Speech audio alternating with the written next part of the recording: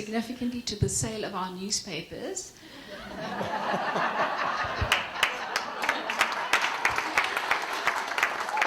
Thank you.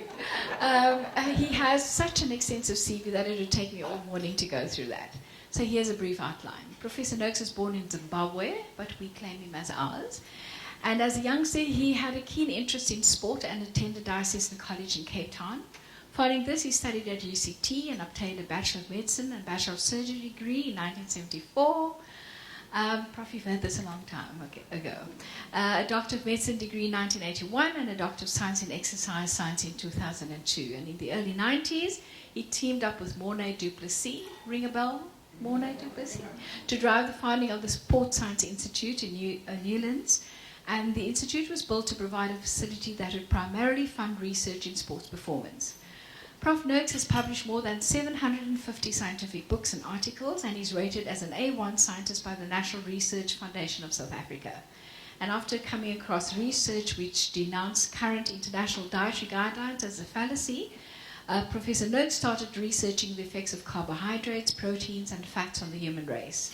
After his research convinced him that a high-fat, low-carb diet is the healthiest option for many, he founded the Noakes Foundation in 2012. The foundation seeks to reveal what genuine healthy nutrition looks like, and in doing so make a difference in the lives of millions of people.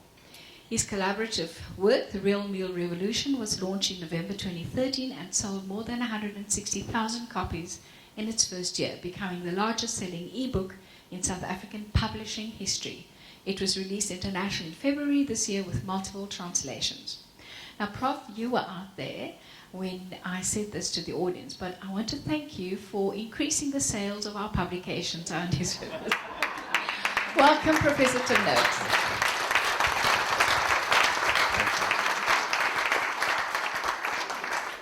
Well, thank you all very much for coming today and for the love that I feel in the room. That's amazing. And the reason I'm standing here and not here is because when I get up there, I start preaching. If you look down at an audience, you preach. It's an amazing thing. And so my wife will be very concerned that I shouldn't start preaching today, so I'm going to sit down here. I didn't really know what I would talk about today because, of course, this is in the process of this trial, and we'd hoped that by now I would have been able to present my argument. And that hasn't happened, and I'm only going to present maybe tomorrow, on Monday afternoon, or even Tuesday. So it would be inappropriate for me to make too many comments about what's been going on, but I will answer questions on the hearing if you would like to ask those questions. So I thought that I would just firstly thank Asim and Karen and Karen for 3 amazing talks. I just thought they were astonishing. And you know, just how much intelligence is in those talks. It was just inspiring.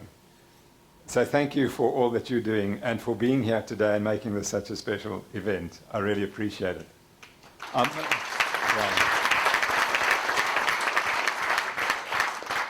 I might add that you may not know that the All Blacks won the Rugby World Cup, but you may also not know that they are moving towards the low-carbohydrate diet.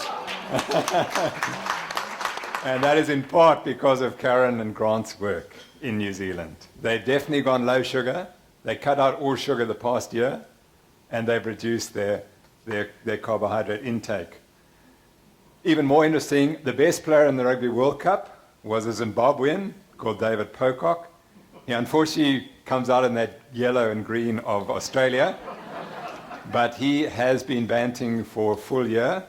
He will be in Cape Town on Wednesday, so unfortunately missed today's event, but he would have loved to have been here to tell you how he became the world's greatest rugby player on the basis of the banting diet. I don't think it was only that banting diet. I'm not going to talk too much about the trial, but I do want to make a couple of points about the trial. And the first thing, and I'm going to get very emotional about this, is I have to thank a lot of people for all the support and love and care. My wife is number one, of course. And if she had broken at any time, we would have stopped the trial. We wouldn't have got this far. And she had the courage to go with it. Yeah.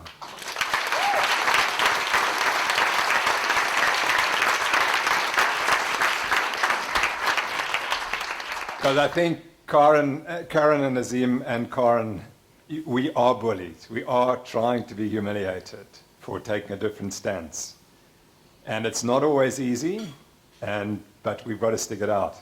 And I want to thank the Cape Times also, because the worst moment for me was a letter that was the front page of the Cape Times in September.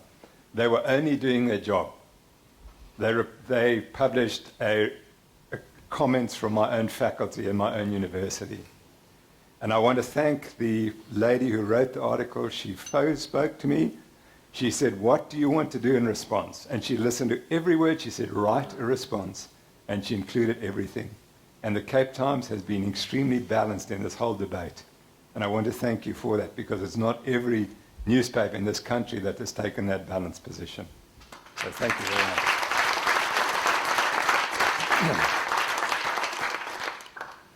But what makes me even more emotional is my two senior counsel, Michael van der Nest and Dr. Ravi Ramdas. Yes.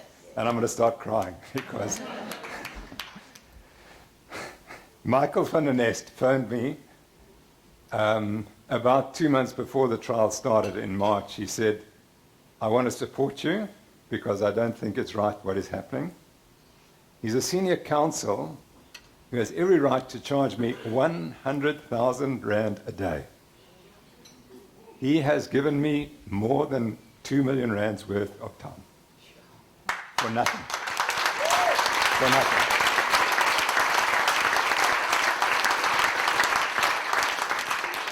Not only that, when he comes to Cape Town, he pays his own travel, he pays his own accommodation. He's not asked me to pay 1 cent.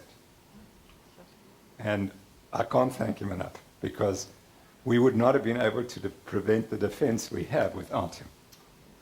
So Michael, thank you very much.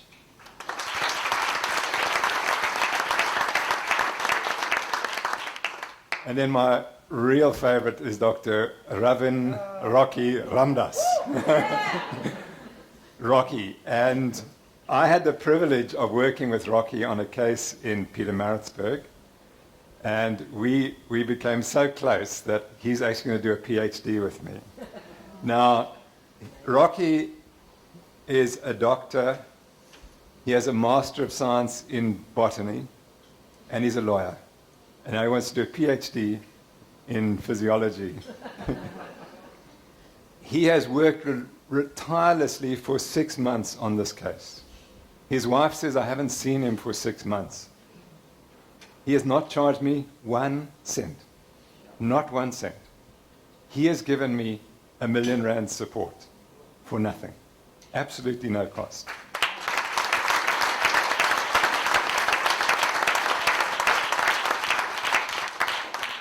And for those of you who are privileged to be at the trial and see him cross-examine the 3 expert witnesses, you would have seen a destruction that was unbelievable. And I was thinking of the analogy with Professor Barnard and his daughter here, and I thought he was like a surgeon who skillfully opens the chest, opens the skin, and then opens the chest, and then now there's the problem, the heart's the problem, but we won't address that quite yet. We'll slowly go and look at that, and we'll have a chat with the anaesthetist, and we'll do this, and we'll do that. And then we'll focus a bit more on the heart again, and then we'll go back out here, and then eventually we'll go and cut this diseased heart out and expose the truth. And we're going to transplant that disease with the truth. And that's what's going to happen on Monday and Tuesday.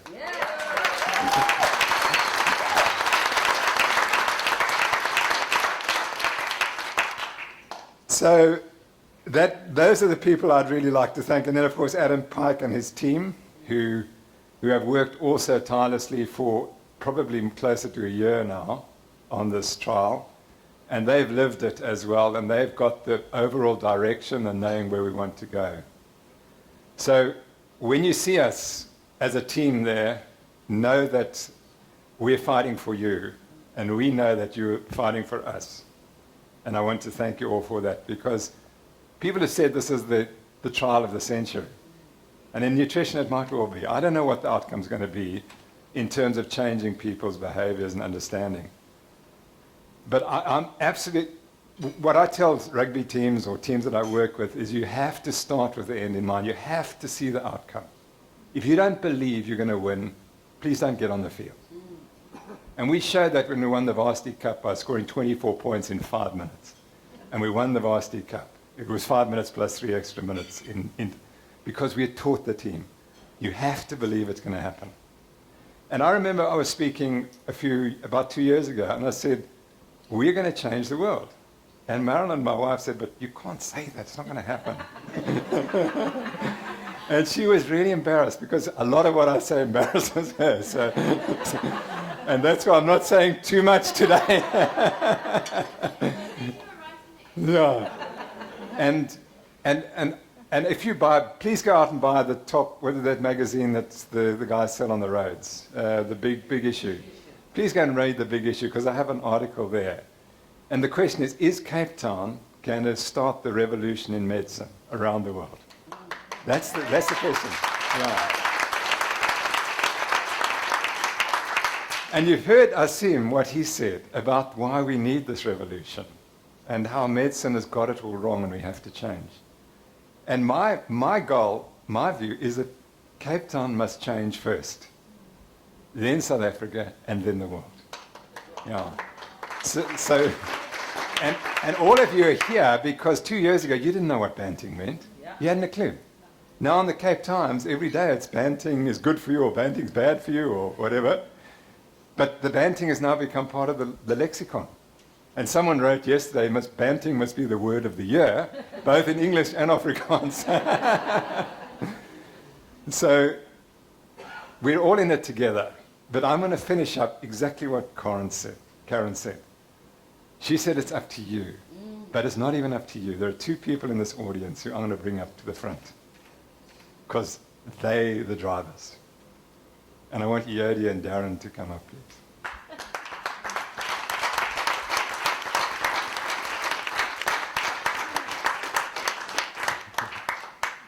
Come down. So these are my heroes. I may be their hero, and we've heard about other people being heroes, but these are my heroes. Because Yodia is driving the change in the communities, and Darren is helping her. And he's one of the first people. Darren is from Ocean View. 3 months ago, I don't think Darren knew what banting was, or maybe 4 months ago. 4 months ago, he had no idea what banting was. Yodia brought banting to the Ocean View community. She's since brought banting to 4 other communities in the Western Cape. And what she is doing is she's taking small groups in these different communities and she's changing them by showing them that you can eat a banting diet without too much expense. It's affordable. Karen didn't say the fourth thing about this diet is it's meant to be expensive. It is not. You can afford to eat this wherever you live in South Africa. And that's what these two are going to do. And we next year, hopefully, will be going to the whole nation. And you know what the difference is of the city or the community I live in the town, the suburb that I live in, and the suburb that Darren lives in, the community he lives in? That's a real community. That's the difference. We living in Constantia, Bishop's Court, whatever, we're individuals. We are not a community. Darren comes from a real community. Yodia comes from a real community. And when change happens in those communities, it doesn't affect 1 or 2 people who go to a dinner party and then tell other people, I'm banting. By the way, I've got a new word for you. Culinary intercourse.